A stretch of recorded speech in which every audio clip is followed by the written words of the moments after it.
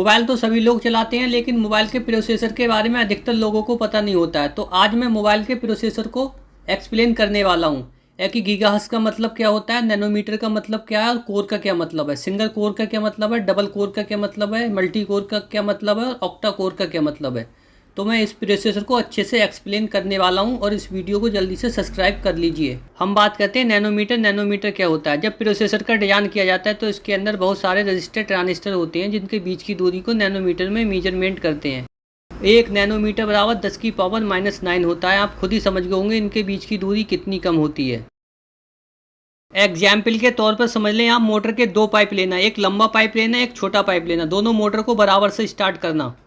तो आप देखेंगे जो छोटा पाइप है उसके अंदर पानी बहुत तेज़ी से फ्लो होगा और जल्दी पानी फ्लो होने लगेगा, और जो बड़ा पाइप है उसके अंदर पानी देर से फ्लो होगा और उसका प्रेशर बहुत ही कम होगा। यही होता है प्रोसेसर के अंदर। प्रोसेसर के अंदर ट्रांजिस्टर और रजिस्टर के जो बीच की दूरी है जितनी कम होगी उतनी जल्दी से ये बिजली को पास करेगा और उतनी अच्छी परफॉर्मेंस दिखाएगा। इनके बीच की दूरी जितनी ज़्यादा होगी इनका साइज भी बड़ा होगा और ये हीट भी होंगे और इनकी परफॉर्मेंस भी कम हो जाएगी। जो अभी मोबाइल आ रहे हैं इनके अंदर जो प्रोसेसर है वो 10 नैनोमीटर 8 नैनोमीटर ऐसे आ रहे हैं, क्योंकि इनके जो बीच की दूरी है ट्रांजिस्टर और रेजिस्टेंस, इनके बीच की दूरी बहुत ही कम कर दी गई है जिससे ये हीट नहीं होते हैं और इनकी परफॉर्मेंस बहुत ही अच्छी हो जाती है।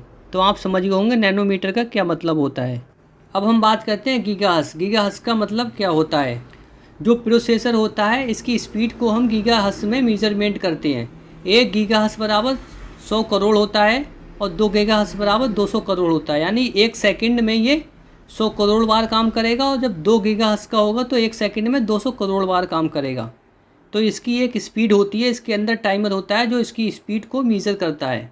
तो आप समझ गए होंगे कि 1 गीगाहर्ट्ज़ का मतलब होता है 100 करोड़, 1 सेकंड में 100 करोड़ बार काम करेगा, और 2 गीगाहर्ट्ज़ का मतलब होता है 1 सेकंड में 200 करोड़ बार काम करेगा। तो आप समझ गए होंगे इसकी स्पीड कितनी ज़्यादा होती है। आप मोबाइल लेते समय इस बात का ज़रूर ध्यान रखें कि कितने गीगाहर्ट्ज़ का प्रोसेसर है। प्रोसेसर आप देख लें 2.2 गीगाहर्ट्ज़ का होगा तो और ज़्यादा उसकी स्पीड होगी, अगर 3 गीगाहर्ट्ज़ का है तो और ज़्यादा स्पीड होगी, अगर 5 मेगाहर्ट्ज़ का है तो और ज़्यादा स्पीड होगी।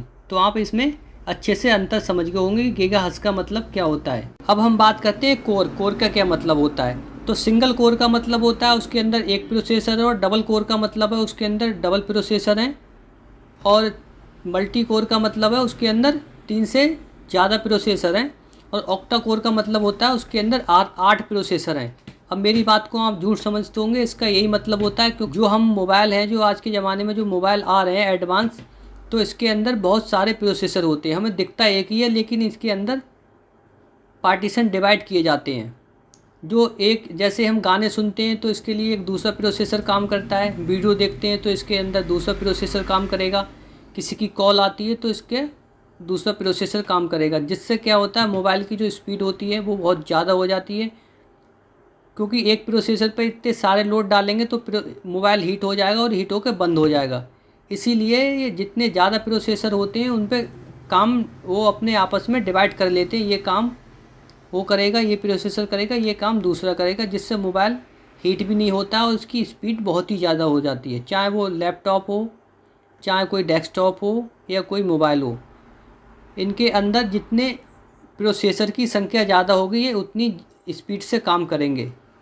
आपने देखो आज के टाइम में ऑक्टा कोर के प्रोसेसर चल रहे हैं, इससे भी ज़्यादा आ जाएंगे, 9 के भी आ रहे हैं, डेक कोर के भी आ जाएंगे, जिसके अंदर 10 आपको प्रोसेसर मिलेंगे। आपको दिखेगा एक ही, लेकिन उसके अंदर ऐसे पार्टीशन किए जाते हैं जो कोर कहलाते हैं। आप इस वीडियो में अच्छे से समझ गए होंगे कि गीगाहर्ट्ज़ का मतलब क्या होता है, नैनोमीटर का क्या मतलब होता है और कोर का क्या मतलब होता है। आप मोबाइल लेते समय ये मेरी बातों का ज़रूर ध्यान रखें, ये आपको सारी चीज़ें देखनी है मोबाइल लेते समय।